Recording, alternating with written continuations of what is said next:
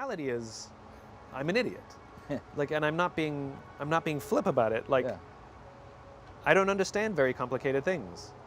And so I ask a lot of questions so that the person who's telling me something complicated, who's talking in terms as if I understand them, finance or neuroscience, I don't know what you're talking about. And I ask enough questions just so that I understand it. So is what you're saying this? No, that's not what I'm saying. Well, what are you? So I'll give you a perfect example. So a long time ago, I had a client. They were a public company, and they brought me on to do some work for them. But they invited me to sit in on a meeting from the consultant that they had hired.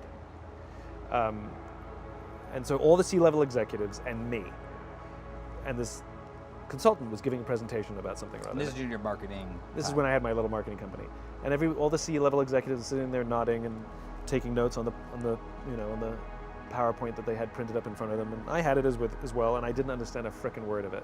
Right? I was like looking around, like and so I'd raise my hand and say, "I'm really, really sorry.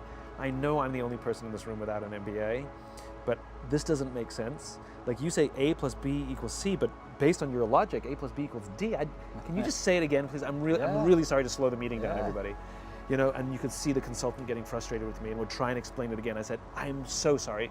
And one by one, all the C-level executives said, "Yeah, I don't understand it either."